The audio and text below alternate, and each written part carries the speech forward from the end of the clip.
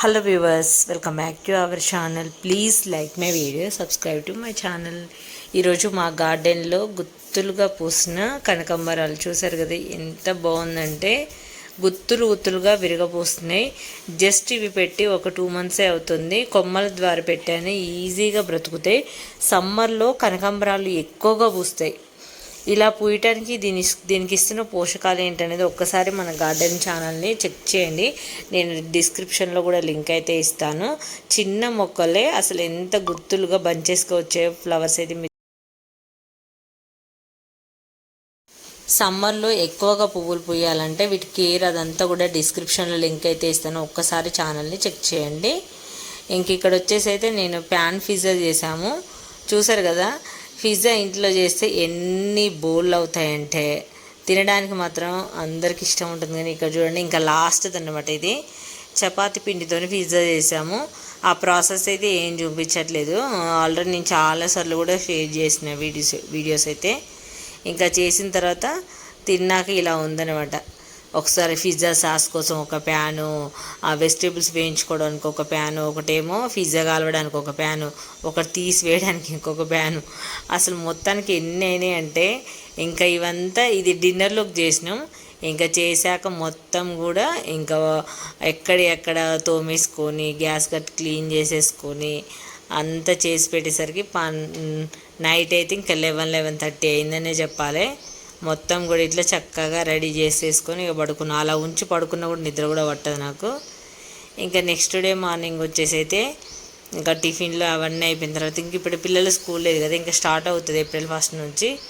ఇంకా afternoon lunch కోసం అయితే బ్రౌన్ రైస్ అయితే వాష్ చేసి దాదాపు ఒక 2 hours అయితే ఖచ్చితంగా నానబెడతాను. మీరు ఇక్కడ రేషన్ షాప్లో కొనుక్కున్న బ్రౌన్ రైస్ అయితే ఖచ్చితంగా మినిమం ఒక 4 hours అయినా నానాలి. ఇవి మేము ఇంటి దగ్గర నుంచి ఆడించుకొని తెచ్చుకునేవి కాబట్టి. అలాగే పప్పు కోసం అయితే సాంబార్ చేస్తున్నాను ఈరోజు. సాంబార్ కోసం అయితే పప్పు పెట్టుకున్నాను. ఈలోపు బియ్యం నానిపోతాయి. ఇంకా పిల్లలేమో బుక్స్ అవి తెచ్చుకోవడానికి స్కూల్కి వెళ్ళారు. ఇంకా నేనైతే వంట అయితే ప్రిపేర్ చేస్తున్నాను వాళ్ళు వచ్చేసరికి. ఈరోజు ములక్కాడ, దోసకాయ, అలాగే ఆనియన్స్ వేసి వెల్లుల్లి క్రష్ చేసేటప్పుడు కొంచెం మిరియాలు ఉంటాయి కదా, అవి కూడా వేసాను. చాలా బాగుంది అసలు సాంబార్ అయితే. అలాగే సాంబార్లోకి వంకాయ ఫ్రై కూడా చేస్తున్నా. ఈ మధ్య ఓన్లీ సాంబార్ తింటే అసలు కొంచెం ఈ దీంట్లోకి బాగుండట్లేదు. అందుకని చెప్పేసి కొంచెం కర్రీ కూడా చేస్తున్నా. ఇంకా ఆనియన్స్ ఫ్రై అయిన తర్వాత అంటే మనకు అధికంగా అంటే ఫైబర్ రావాలంటే సాంబార్ వేసుకున్నప్పుడు ఏదో ఒకటి కర్రీ అయితే ఖచ్చితంగా ఉండాలి సాంబార్లో, లేదంటే ఎక్కువ వెజిటేబుల్స్ వేసుకోవాలి.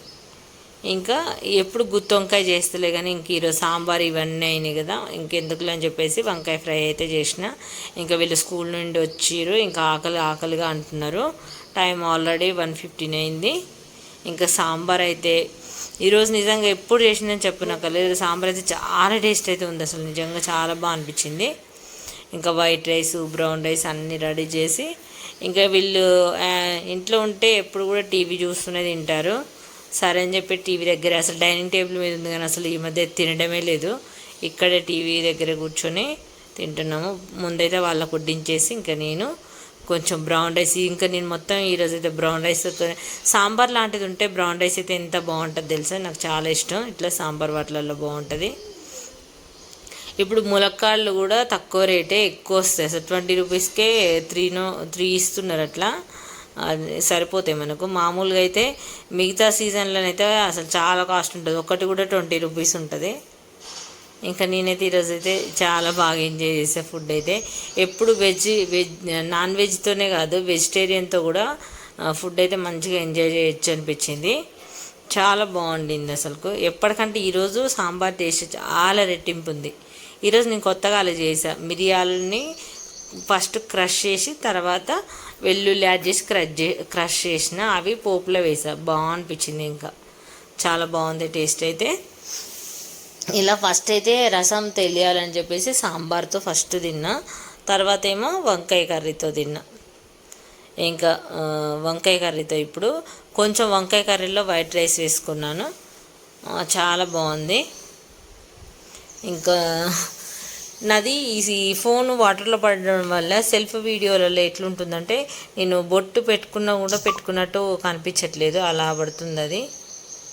అందుకని చెప్పేసి ఇంకా అలాగే వస్తుంది అది. ఇంకా ఫోన్ కూడా మార్చాలి, కొనాలి అనుకుంటున్నా ఈ మధ్య. కానీ కాస్ట్ మాత్రం ఈ మధ్య మామూలు ఫోన్లు అస్సలు రావట్లేదు. ఇలా అయితే నా ఫుడ్ అయితే ఎంజాయ్ చేసే చాలా బాగుంది ఫ్రెండ్స్. ఇట్లా ఇంకా పిల్లలు లేనప్పుడైతే ఇలా ఉంటుంది నా లంచ్ టైమింగ్స్ కానీ ఇవన్నీ కూడా. ఇంకా సండే రోజు కూడా మేము ఒక స్పెషల్ అయితే చేసినాం, అదేంటనేది ఇప్పుడు మీకు చూపిస్తాను. కేజీ ఫిష్తోనే పులుసు, కర్రీ, అలాగే పికెల్ 3 పెట్టానంటే గ్రేట్ కదా ఫ్రెండ్స్ నిజానికి. కేజీ పికెల్తోనే ఇక్కడ మీరు చూస్తున్నారు కదా, కొంచెం తలకాయ అవి చివర్లో ఉండేటివి ఉంటాయి కదా, అవి కొన్ని ఏమో నేను ఒక్కటి మిడిల్ తీసుకున్నా అంతే.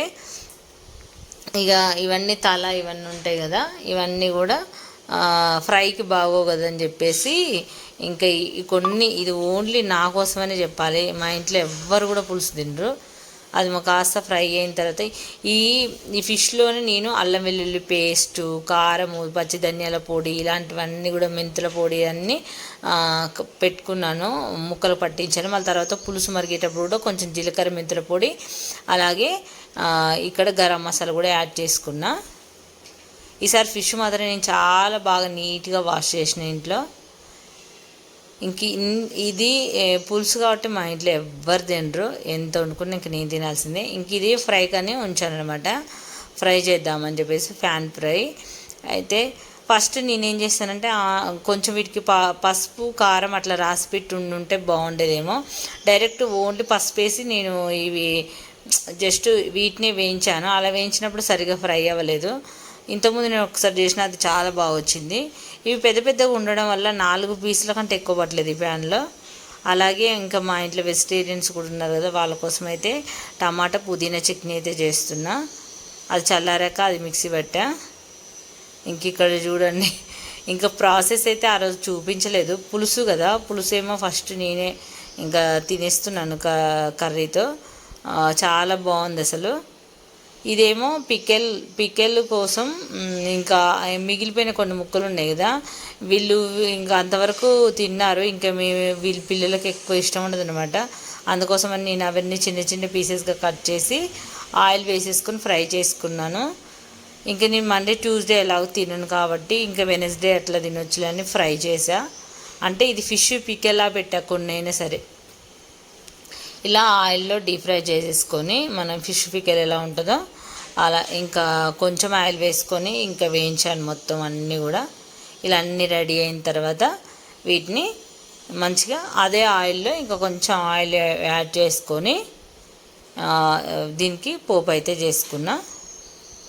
అదే ఆయిల్లో కొంచెం ఆయిల్ యాడ్ చేసుకుని కొంచెం జీలకర్ర వేసేసుకున్న తర్వాత అల్లం వెల్లుల్లి పేస్ట్ ఏదైతే ఉందో అది వేసేసుకొని ఇందులోనే గరం మసాలా, జీలకర్ర ధనియాల పొడి, మెంతుల పౌడర్ అయితే ఇందులో వేసుకోవద్దు, చేదుగా ఉంటుంది. మళ్ళీ మనకు గరం మసాలా, జీలకర్ర ధనియాల పొడి వేసుకోవచ్చు అంతే. ఒక ఎండుమిర్చి కూడా వేసుకోవచ్చు కానీ ఇంకా నేను వేయలేదు.